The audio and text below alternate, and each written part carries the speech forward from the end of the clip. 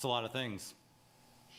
Well, it includes wrangling dogs and feeding them and feeding myself. Those are good things.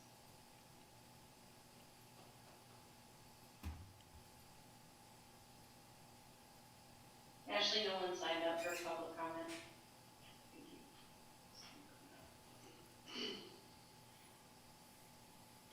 I just confirmed that chat can only be sent direct messages to one of the 4 hosts. Okay. Great.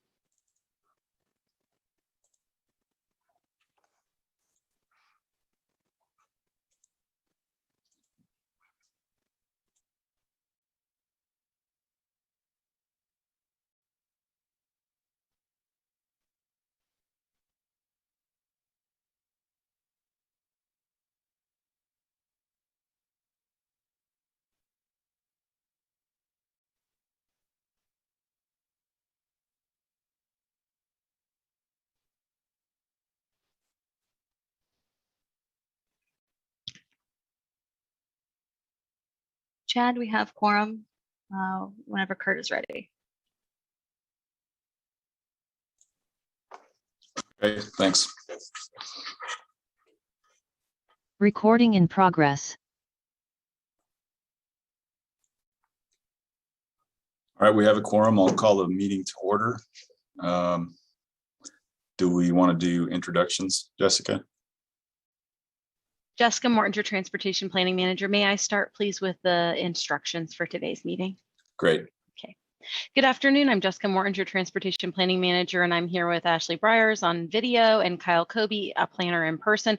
We will work alongside Chad Voigt, Vice Chair, to facilitate the meeting proceedings today for the Technical Advisory Committee. This meeting is being recorded and broadcast live on the city's YouTube channel and public access cable channel 25. During the meeting, when you are not participating, please mute yourself by clicking on the microphone icon found on the lower left-hand side of the Zoom menu next to the video icon. When you are muted, a red line will appear over the icon. Muting your microphone during the meeting will make it easier for everyone to hear you. You'll just have to remember to unmute if and when you want to speak. In some cases, we may mute people as needed to minimize distractions during the meeting. Please remember to state your name and title for the benefit of those listening remotely. You can turn on and off your video by clicking on the video icon. For the purpose of this meeting, please keep your video on when you are participating in the meeting. When you are not participating, it's okay to turn off your video. Just remember to turn your video back on when you are participating. If you are participating by phone, you can click *6 to unmute your phone. For those using Zoom, somewhere on your screen, you'll see a choice to toggle between speaker and gallery view. Speaker view shows the active speaker. Gallery view tiles all meeting participants. There are no individuals currently registered in advance to provide public comment remotely. If any do in the meantime, they will be called upon by name at their assigned time. When you are called on, please unmute your device and state your name before speaking. The chair will then call for in-person public comments for those who are physically present. Kyle will then direct them to the podium to speak while following social distancing and safety protocols. Can I confirm, Kyle, at this point in time, there's no one in person in the commission room at this point in time? Kyle Kobe with planning. I can confirm there's no one in the room at this time. Okay, thank you. Jessica Mortinger again. All motions will need to be stated clearly. After a motion is made and seconded, staff will call each member individually to provide their vote. Staff will then need to announce whether the motion carried in the count of the vote. Now I will turn the meeting over to Ashley to proceed with roll call and introductions. Thank you. I'm Ashley Briers, Transportation Planner. When I say your name, please say who you're representing. Dave Cronin. President, City of Lawrence. We don't have anybody from KU, I believe. Okay. Wendy Corner. Wendy Kerner, I'm the Transportation Specialist for Lawrence Transit. Amy Miller. Amy Miller, Assistant Planning and Development Services Director for the City of Lawrence. Glenn Rodden. Glenn Rodden, City Administrator, Baldwin City. Lindley Sanford is not here from Lecompton. Allison Smith. Allison Smith, KDOT Planning. Chad Voigt. Chad Voigt, Douglas County Public Works. And Allie Weems. He's Management Intern, City of Eudora. Thank you. And then we also have Laura McCullough from the Public Health. Yeah. I don't know if I need to say anything else. Oh, yeah, that's good. And Cecily Cochran. Yes, here, Federal Highway, Kansas Division. Thank you. I think that's everyone. So I'll turn it back over to, oh, and Ari. Ari is our intern. Turn it back over to Chad. Okay, so we got call to order and introductions taken care of. Next on the agenda is public comment, but there was nobody there. Is there anybody online? Do we have anybody for public comment? Okay, we can move on then to item C, approve the minutes. Has everybody had a chance to review the minutes? And does anybody on the committee have comments on the minutes?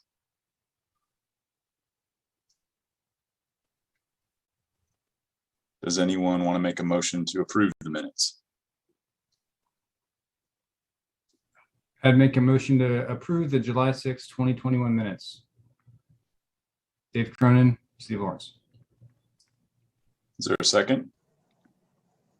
Allison Smith, KDOT, I'll second. All right, moved and seconded to approve the July 6, 2021 minutes. We'll do a roll call for approval. Thank you. Ashley Briers, Transportation Planner. I will go by last name in alphabetic order. Cronin. Approve. Corner. Approved. Miller. Approved. Rodden. Well, I can't approve, I wasn't here. Okay. Smith. Approve. Okay. Voigt. Approve. Weems. Oh, did you say yes? I didn't hear you. I'm sorry. Okay. All right. So the motion passes 6-0 with 1 abstention. Thank you. Great. All right, moving on to item D, agenda items. And the first one is the Federal Fiscal Year 2021 through 24 Transportation Improvement Tip Amendment number 3. And Ashley is going to take that for us. Yes, thank you. Ashley Briers, Transportation Planner. I'm going to share my screen and pull up the document. Okay. So the Transportation Improvement Program, or TIP, is developed completely brand new every 2 years. And then in the intervening years, we do amendments in order to make sure it's up to date and has all of the projects that are receiving federal or state funding or are regionally significant in our area. And so this was the scheduled TIP amendment number 3. It was open for public comment for 15 days and we did not receive any public comments.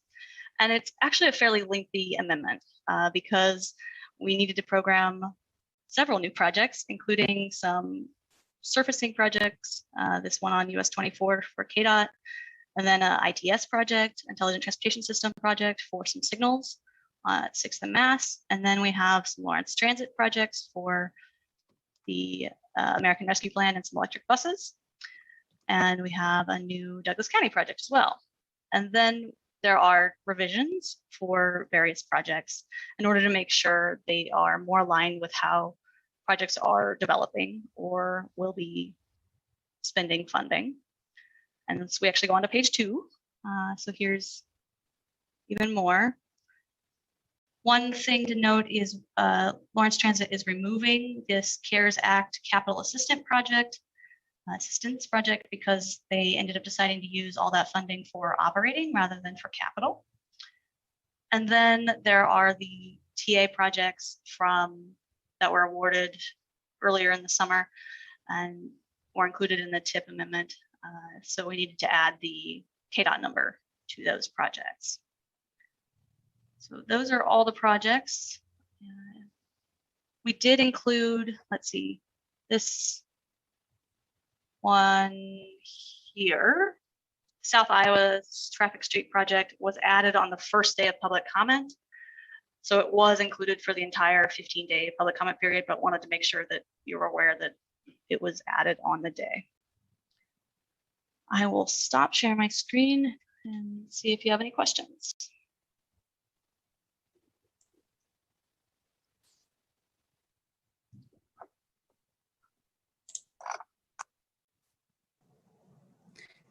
Ashley, this is Allison with KDOT.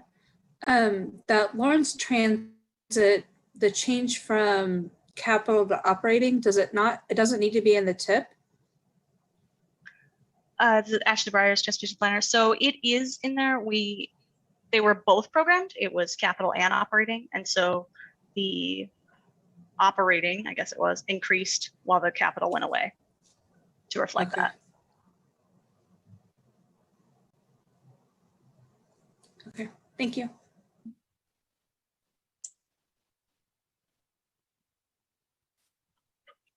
This is Chad Voigt, Douglas County. I've got a question, maybe Jessica, if you know the congressional project designations that we did a little bit of work on like 2 or 3 months ago.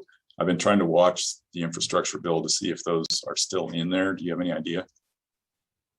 Jessica Mortinger, Transportation Planning Manager. I have not seen anything that would indicate we are good to go with those yet, that's still in the process. But I don't know if all of those are included in the bill that they're most recently considering. We will have to continue to track that information. Okay. It's very hard to track. Yes. I saw the bill as it came out this week and it was 2,700 pages. So but I don't think that stuff's in there. I think it would be like linked to another motion by them or something. So, but if you see something, let us know. Jessica Mortinger, Transportation Planning Manager. We will, because all of those allocations and awards from federal funding will require a TIP amendment to be able to obligate. So we will be watching that and time that as best we can. And if we need to get into a situation where it doesn't fit into a quarterly amendment, we can discuss that with KDOT in terms of timing and scheduling. Are there any other questions or comments from the committee on the TIP amendment number 3?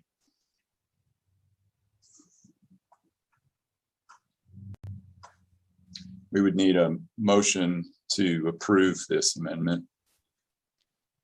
Just a second, Chad, is there any public comment for it? That's one thing we need to ask. Okay. Is there any public comment on the TIP amendment? Kyle Kobe with planning. I can confirm there's nobody in the room to provide public comment, and I don't see any hands going up via Zoom either. Thank you. With that, we're looking for a motion to approve TIP Amendment number 3. Amy Miller, City of Lawrence. I would make a motion that we recommend approval of the federal fiscal year 2021 through 2024 Transportation Improvement Program Amendment number 3.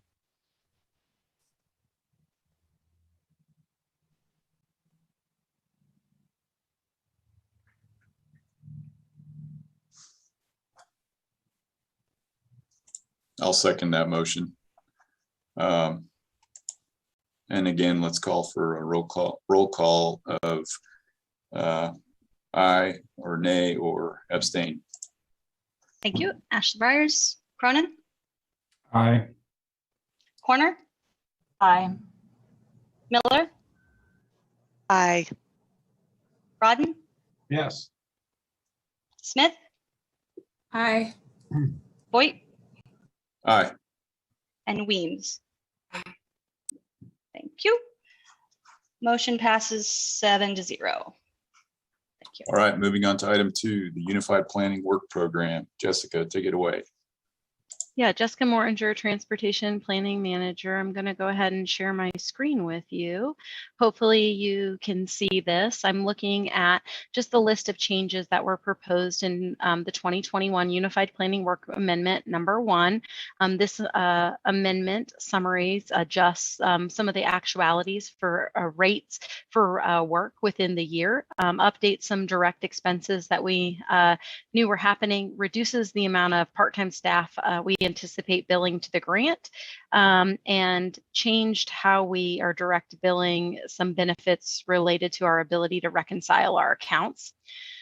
We added some work, including the recruitment for a travel demand model update consultant recruitment later in fourth quarter for some planned work we'll be looking at in the future for Transportation 2040 update in 2022. And then we've updated activities around public participation plan evaluation and update and federal highway road functional classification update planned for fourth quarter. We also added the mention of the pursuit for a mobility planner in coordination with the Kansas Department of Transportation that will be housed in the Transportation Planning Division of Planning and Development Services. And we removed the Lawrence work we had mentioned around multimodal traffic impact studies because we had a misunderstanding. And some of that work was already completed last year and there's nothing additional planned this year. That's what we have in the amendment. It was out for public comment from July 7th to the 16th, and we received no comments from the public. I'd be happy to entertain any questions you might have about this amendment or any of the work included in our UPWP.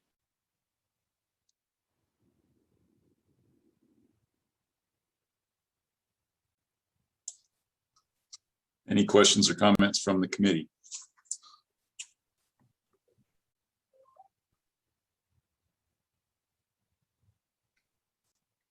Hearing none, any public comment or questions? Kyle Kobe with planning. There's nobody in the room to comment on this, and I don't see any hands going up on Zoom either. All right, then we need a motion recommending approval of Unified Planning Work Program, Amendment 1.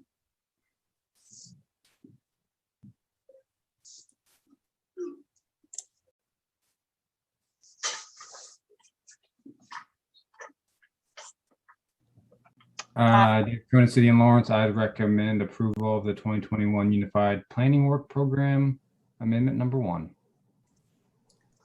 I'll second. All right, a motion and a second. Let's get a roll call vote. All right, Ashley Byers, Transportation Planner. Cronin, Aye. Corner, Aye.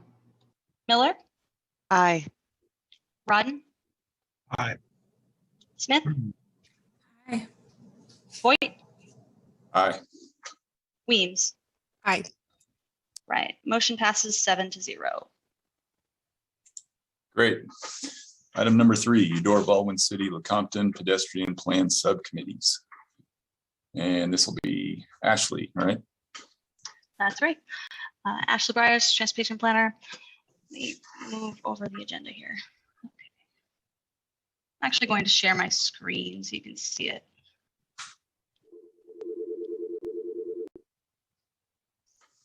There we go. So in July, we created through the MPO policy board and with TAC recommending approval of this, a pedestrian plan steering committee for the Lawrence plan. And we said we would come back this month to set up the structure for the Eudora, Baldwin City, and Lecompton pedestrian plan work.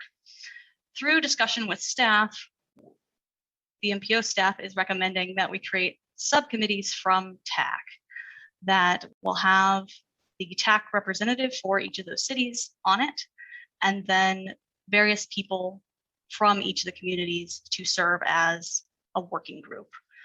We don't have those people identified at the moment, so we're just looking for the ability to establish those subcommittees of TAC at this moment. And we've communicated with all of the representatives and seem to be okay with doing that as our structure. We also plan to work on this during the fall and try to get it completed before we start working on Transportation 2050. So it will be a shorter update process. I will stop sharing my screen and answer any questions.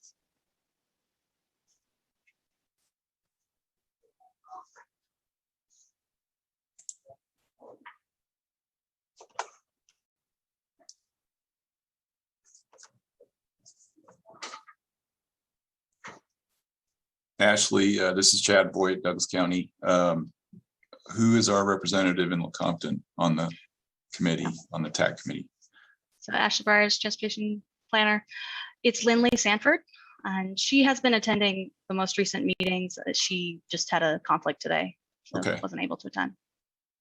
And she talked about discussing with the council who they would like to include on All right. And all three of these would be separate committees, separate processes, and you all would work with them to guide the process. Correct. Individually. Yes. Mhm. And then what does that look like later for the full committee? What do we see? So the working group would help us develop it, and we would share the draft with them and figure it all out. And then we would bring it back to TAC, and TAC would be kind of the overall steering committee to provide direction on it before we finish up and take it to policy board. And so we would be rolling that into one overall plan that has their areas broken out separately, but it's all part of one plan, right? That's our intention at the moment, is to have one plan with different chapters for each of the cities. Okay. Are there any other questions or comments from the committee on this?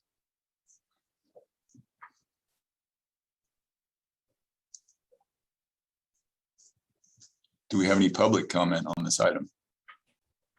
Kyle Kobe with planning. There's nobody in the room to speak on this. And I don't see any hands going up on Zoom either. Okay. I'll make a motion that we establish the subcommittees as stated in the agenda for the pedestrian plan for each of these communities.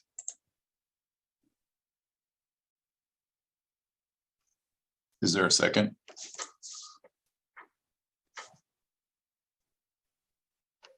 Amy Miller, City of Lawrence, second. Great. Can we get a roll call vote, please? Yes, Ashley Byers, transportation planner. Cronin, Aye. Corner, Aye. Miller, Aye. Rodden. Oh, looks like he left his chair. So I'll skip that one.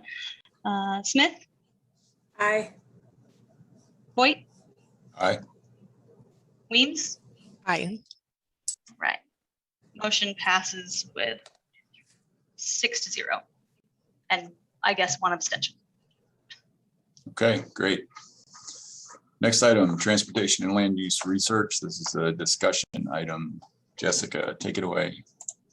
Yeah, Jessica Mortinger, Transportation Planning Manager. So we discussed last month the conversation about working through the TAC process to begin some research around transportation best practices and land use based on some entity issues and concerns that have been raised either through strategies or things identified in our long-range transportation plan and or through the implementation of that plan since the last plan, as an opportunity to do some research to identify future strategies that can be prioritized for implementation. I do want to point out that originally we had a conversation with both the Planning Commission and the Multimodal Transportation Commission and about this work that we were planning to do. And we weren't sure how we were going to structure the work. And we decided last month with you that we would do it through the Technical Advisory Committee. I wanted to point out that we've had some attention drawn from a member of one of those committees about their concern of this group doing that work. We are trying to be transparent in the fact that there are some other ongoing conversations, particularly in the City of Lawrence CIP process for capital improvement planning, to identify future work around the update of the land development code. And we really want to be careful about the research and the strategy identification that we're doing in this process to not confuse the public about that larger process that could be occurring. And so kind of having a process that's still public but within TAC and is more staff research focused to explore some of these issues, we felt is the appropriate way to do that. And we've addressed that as such, reminding to everybody that TAC is public open meetings. So those members could participate if they chose to attend to follow these conversations. But I just wanted to alert you to that process. Today, I'd like to talk a little bit about the items that we have bulleted just at a high level to kind of hear if you have any thoughts about any of these items or specific things you would like to see in the research that we plan to do. And then I would like to take the opportunity to have Ari present the work they have been working on in relation to the first point, which is our major thoroughfares map revision. That's something that we do as part of Transportation 2040 update for next year. So we feel the research for that will lead very nicely in to some considerations that we can explore for that process. But I would open up first the conversation to you all to see if you had thoughts about any of these work items in particular or their importance in thinking that any maybe a prioritization, if you thought any of these are something that are issues or concerns you've seen and or you want to talk a little more about. Should we go through the list? Is that most helpful to everybody? Yeah, that sounds good. Okay. So the first one I had on the list was the major thoroughfares map revision, and we had specifically written on there, consider the addition or stratification of street classifications. That had particularly come out of conversations that we've heard the community have around 19th Street, although I imagine Dave can kind of chime into some other stuff he's alerted us to a little bit and share with you. I'd put you on the spot to do that, Dave, if you're okay with that, and then anybody else can add around that conversation.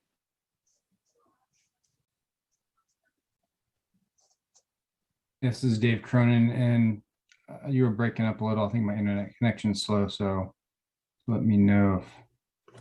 Yeah, Jessica Morton, your Transportation Planning Manager. Dave, I was asking if you could speak a little bit about the issues related to this topic. Gotcha. Dave Cronin, the engineer. Yeah, I think the City of Lawrence was interested in looking at some stratification of our collector streets. There are some communities that have major collectors, minor collectors. Minor collectors are, probably more residential type of collectors. So maybe it's not minor or major, but it's residential or commercial classification. But something to, right now we currently just have a collector street, typical street section, and we want to look at maybe having some flexibility on the typical section for collector streets. We've had some conversations on those with, obviously Jessica mentioned East 19th Street. That may even spill over into what's a minor arterial street standards. We have, streets like Queens Road, which is a minor arterial north of Walkeroo. So there's some other minor arterial streets that are maybe extended in the future as the city continues to grow. So I think, overall, just a comprehensive look on our classification of major thoroughfares, and maybe that will kind of tie in a little to some of the streetscape design standards, creating typical sections, particularly for when we are having conversations on context sensitive design and having some flexibility. And I don't know, a couple of my thoughts, I guess, Jessica, hopefully that helps. I think, I guess I would also, really all of the street, we want to look at streetscape with, it ties into the parking policies and best practices. How wide is the street? Well, if you don't allow on-street parking, the street doesn't need to be as wide. So I think some of these things kind of tie together: streetscape design, right-of-way parking policies, and typical section of streets by classification.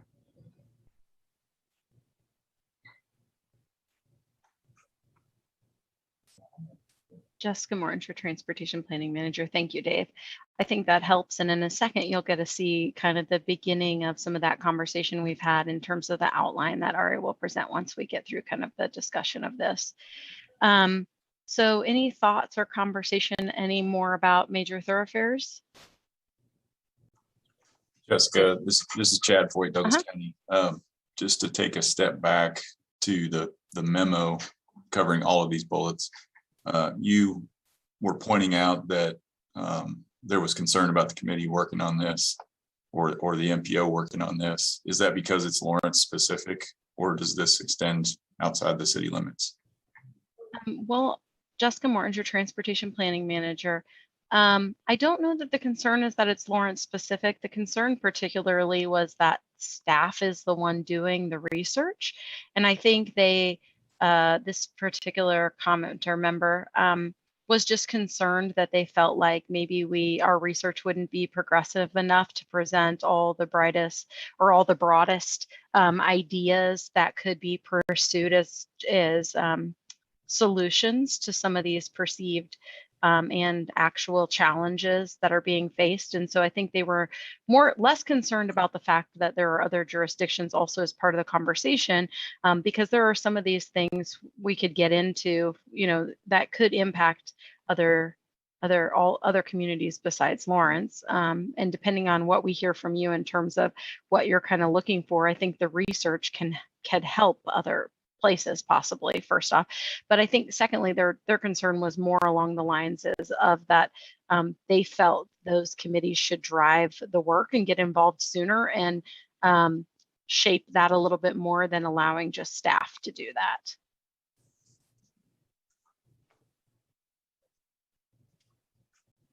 So in your memo, you're talking about making this a work plan in the third and fourth quarter of the year. And how does that address the concern? Well, so we're planning on doing that work. That's what we're starting, is that research now. This is Jessica Morton, your Transportation Planning Manager. And I think the way that we are addressing the concern at this point is when we originally had these plans to put out, to do this work, we were not aware last year when we wrote this into our work plan that there is going to be conversation in the city of Lawrence to update the development code. So some of that process that's being explored has changed our approach a little bit, in the sense that us having a large public process discussing some of these things that are also relevant to the land development code could be perceived as confusing and or in conflict to that possible process. So that's our first thing. Secondly, you could see that some of our workload has changed a little bit in the UPWP. And I think one of the recognition is that having a larger public committee that uses citizens instead of just staff might not fit within the workload that we had planned and how we had really envisioned this to be a more technical kind of just best practices research approach to provide some strategy options that could be implemented. It's not actually doing any of these processes. So if we in the end as a committee make recommendations around the strategies to pursue any of these things, then I think each of the jurisdictions will have to take up individual work processes to do that. And that work will not be necessarily the responsibility of the MPO. And so that's kind of how we've answered this is I don't know if that answers your question, but that's kind of how we've envisioned this and what's changed in the meantime and how we feel like that question is addressed and why we are just still wanting to share that with you because it is a concern and we want to be transparent about our intentions to do this work. Okay, and it says that we would establish a steering committee. So at what point does that happen? Well, so I think that's our conversation that when we presented this last month, Jessica Mortinger, Transportation Planning Manager, is that we brought it to TAC saying we would use TAC as the steering committee, and our discussion and conversation to do that really has changed that conversation that we're not going back to MPO because the TAC is already an established steering committee or advisory committee to the MPO that we're not going back to establish a separate group. And that was the conversation that we had last month. Okay, thank you.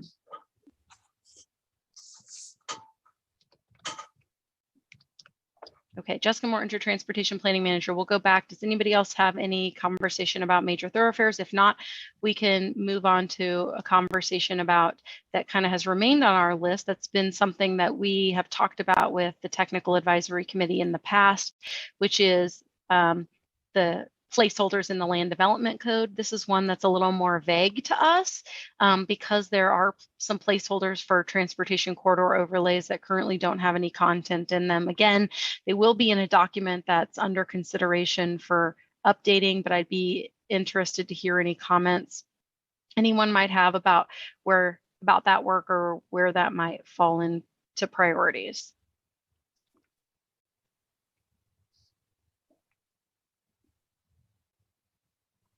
This is Chad Voigt, Douglas County. Again, that feels like something that's fairly Lawrence specific. Are you looking for input outside the city? Yeah, I think this specific task was very specifically tied to the development code. So I would say for this one, it's talking about something very specific, but if there is some other need for larger corridor overlays in our region, then I think that this would be the time to talk about it. If not, then I think that's appropriate to just identify it. It's a very Lawrence specific issue, and we can have that conversation with our Lawrence stakeholders.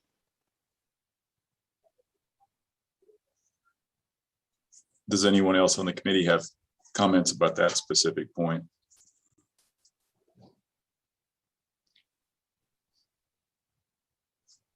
Okay, hearing none, I think you can keep going, Jessica. Okay, so here we had access management planning a long time ago, over 5 years ago. At one point, MPO had some other work planned to explore different access management or corridor-specific access management needs, and whether that be just prioritizing and investigating the existing policies and exploring how they're operationalized or issues or concerns we have about those. That work never was really something that got completed, and it kind of fell off the workload. It's still in this realm in regards to the most recent conversation that I've specifically heard about access management planning is the conversation we've had around 23rd Street. And so particularly with the access management plan that was previously there when it served as K10. We've also mentioned, I think, with TAC when we've considered previous conversations for competitive funding to 6th Street access management, particularly the portion between Iowa and Massachusetts Street. So I don't know if anybody has any thoughts about anything within that realm and its priority.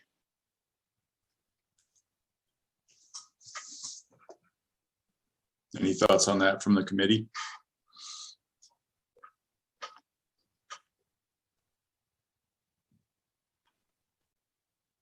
Dave Cronin, city engineer. As far as the priority, I would maybe just put that below the major thoroughfares. I think it's been on our list for a while and may not be the top priority, but I think it's worth a discussion.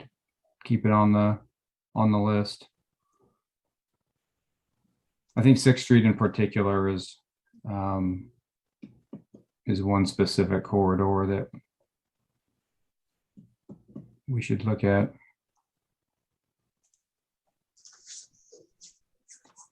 And this is Chad Voigt, Douglas County. You mentioned that you've done research on existing policies and where that needs to be done. So I just point out that the county has a fairly well-defined code actually on access management, and it applies to county routes and township roads. So it would just be a matter of bringing that in under the discussion, and I don't see that changing on our end. We've been relying on that. It was in 2006, so it's fairly well established.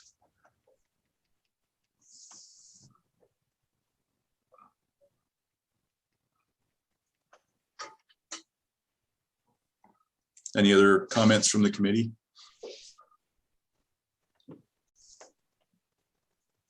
Jessica, you want to move on? Yeah, Jessica Morton, your transportation planning manager. The next item we have on our list is right-of-way parking policies and parking best practices. We left this a little vague. I know in the city land development code, Article 9 has recently been revised. There was still some concern, I think, from Multimodal Transportation Commission that they had expressed to Planning Commission that some of that the ties between private parking and public parking within the right-of-way weren't inherently clear, or they would like to be expanded on more.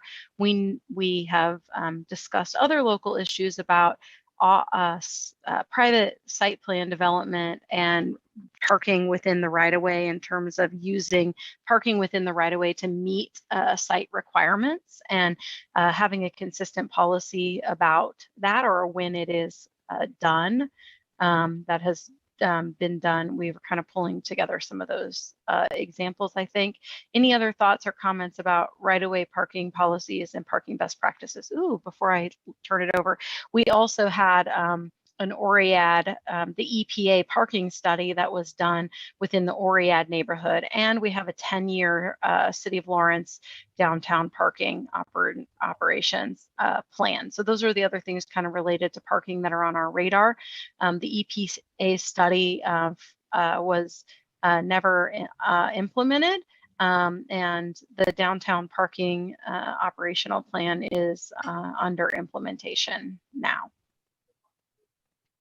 Now I would turn it over if anybody has any thoughts, concerns, or issues related to that, or thoughts about where it prioritizes.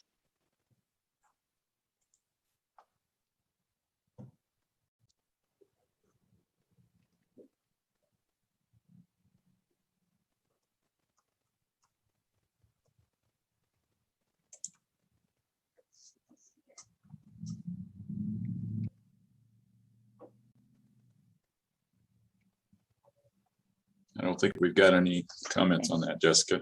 Okay. We'll go ahead and move on to our next bullet, which is connectivity policies for bicycle and pedestrian networks.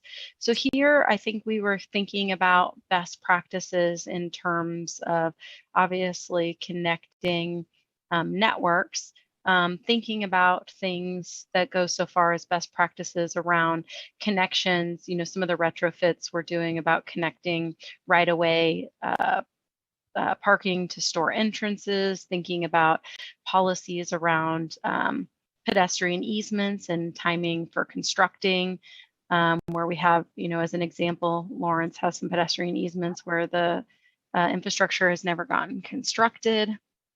Other things related to how we actually build our bicycle and pedestrian networks. Any thoughts here, or where this should prioritize?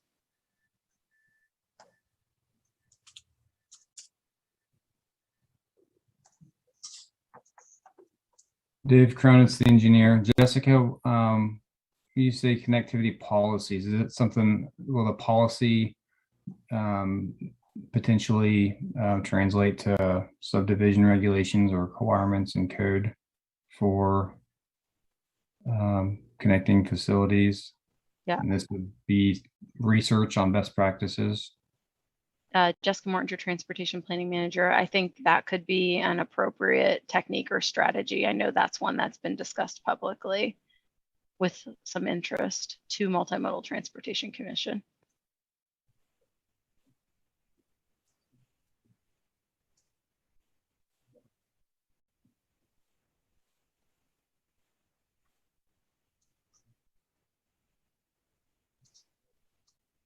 Any other thoughts on pedestrian and bicycle connectivity?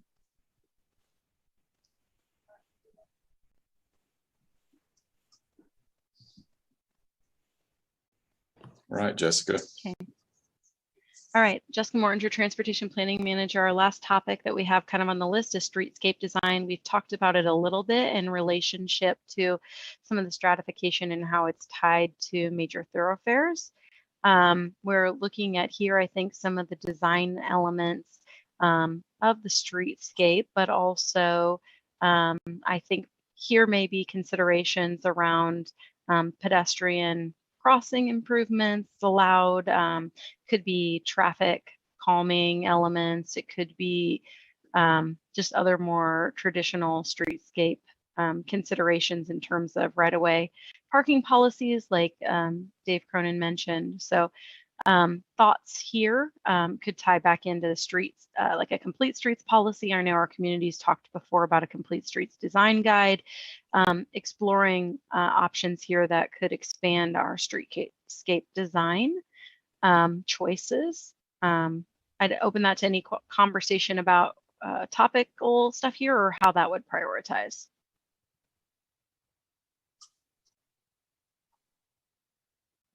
This is Laura McCulloch. I just wanted to mention I recently attended the Walk Bike Places conference virtually, and streetscape was one area that they talked some about.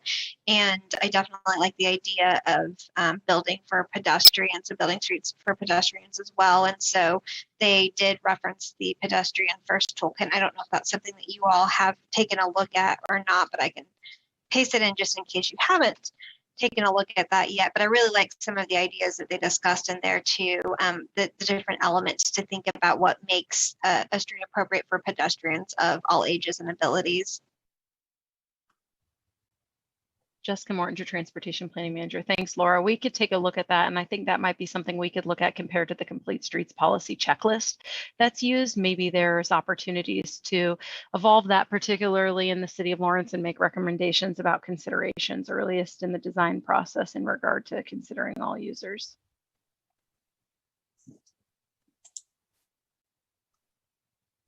Okay. If there's no other thoughts at that point, we can let Ari just pretty quickly walk through kind of the outline of what we'll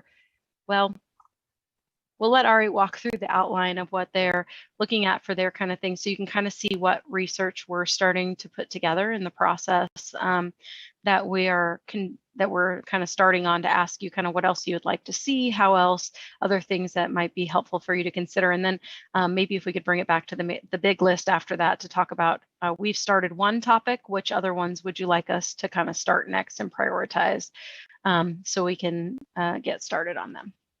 Ari? Good afternoon, everybody. My name is Ari. I'm an intern with the MPO. I'm going to go ahead and share my screen here.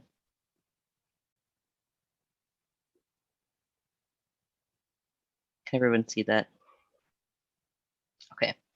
So as we've started to do research, we started looking at street classifications. And so the concern that we've started to look at is whether or not our current street classifications and design criteria have enough stratification that allow for flexibility in the design. And here is this little graphic that is in the T2040 plan showing the correlation between mobility and access and how that connects to different street types. And we've started to compile different street classifications that are within different Lawrence documents. So here we see the T2040 major thoroughfares. in the T2040 plan, and we've started to compile the definitions for those. We've also looked at the definitions and street types in the Lawrence Land Development Code, as well as the City of Lawrence, the MSO, and how they've gone about classifying their streets and looking at some of their documents with regards to cross-section types that are available for that pertain to different street types. And here is their design table. We've also started to look at the fire code and how street type and street definitions might tie into access and loading with regards to the fire code, both at the Lawrence Fire Code amendments as well as the International Fire Code itself, and how they've chosen to define roads and include that in some of their code definitions and requirements. And as we move forward with this particular research, we would like to start looking at peer review and best practices. We've also started looking at other cities. Here is Shawnee, Kansas. And the question for the committee would be, as we move forward with this particular topic, what questions might we be asking, or what things might you all want to see with regards to research that has to do with the street classification, whether that's how we define street classes or otherwise. Thank you.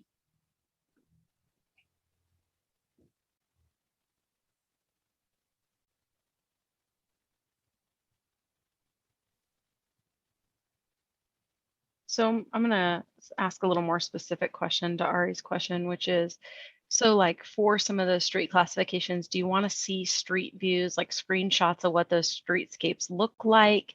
Do you want to see design elements around how those different classifications have design criteria? Do you want to see what their networks look like? Do you want a little bit of all of that or something else? Dave Cronin, city engineer. I like the visuals and typical sections, cross sections. I think that helps everyone kind of understand street width and right of way. You know, what the right of way is and what the different options are for using the right of way for transportation purposes. And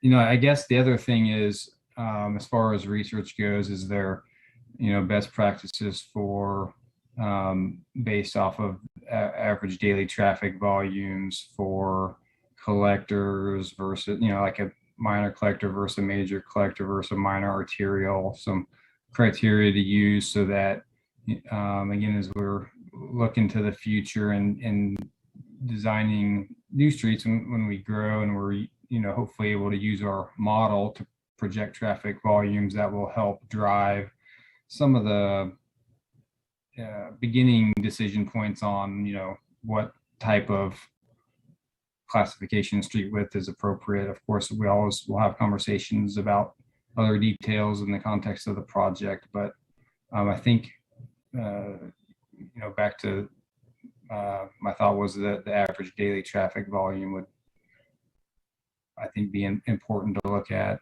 to help stratify those, and maybe the use too, the land use, whether it's a residential area or commercial or industrial, that may help to review that as well, what other communities do.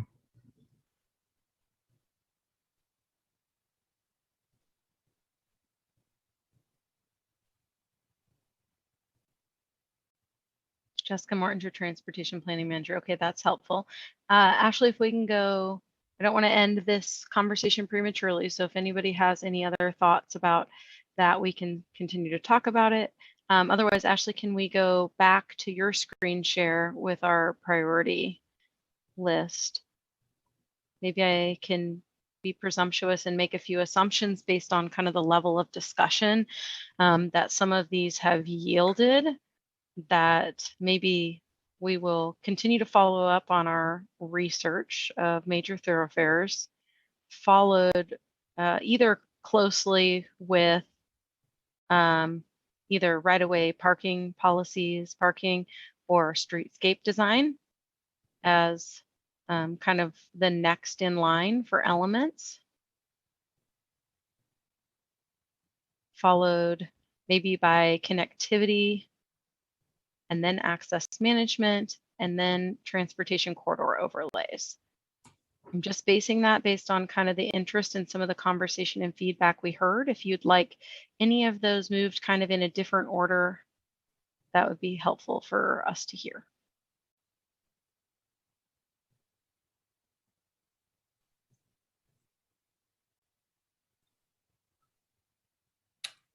Dave Kuntz, the engineer, I would support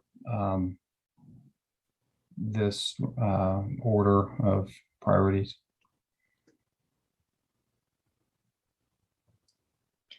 Okay, Jessica Morton, your transportation planning manager. Anybody, or Glenn or Allie, any thoughts? And you don't have, I'm putting you on the spot, so you don't have to answer now, but any thoughts in terms of your code or things that in terms of strategies we have in any of our mode specific plans that would be things you would like to have added to the list in relation specifically to your communities? Well, not that I can think of right now, no. Okay. And please feel free to get back to us if you think about something. Chad, I would ask you to extend that same question to you in relationship to the county.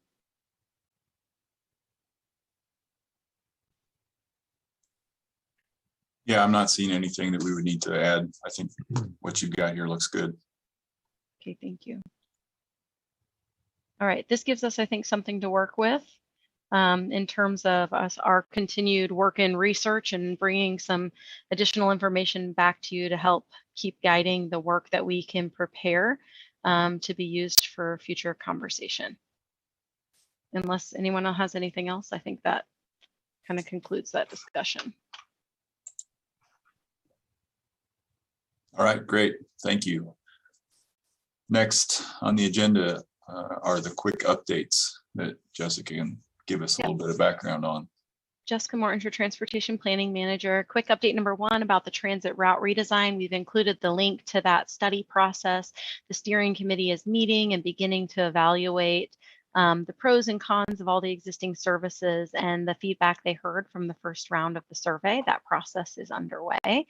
Number two, we have included links for you of the transportation disadvantaged populations and the environmental justice population handout information.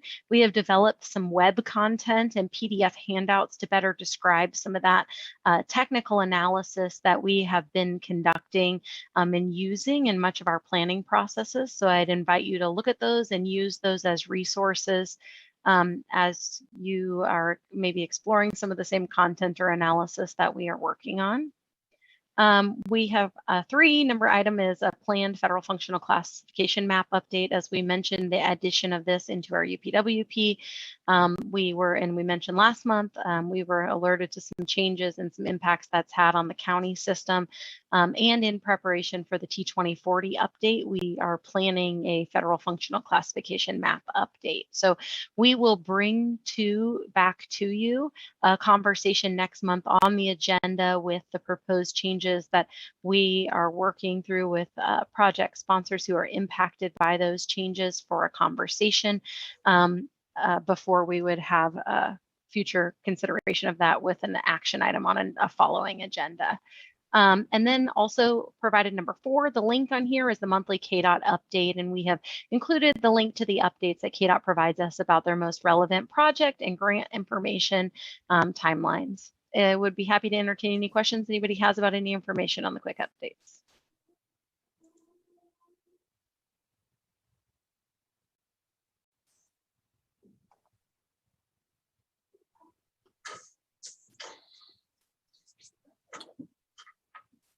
Any comments or questions on the updates from the committee?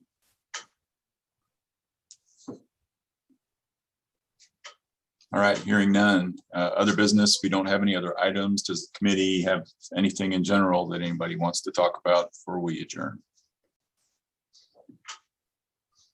Everybody's good? All right, well, I think we've accomplished the agenda. And do we have to formally adjourn? I can't recall. No? All right, well, then the meeting is concluded. Thanks, everybody, for being here today. Thank you.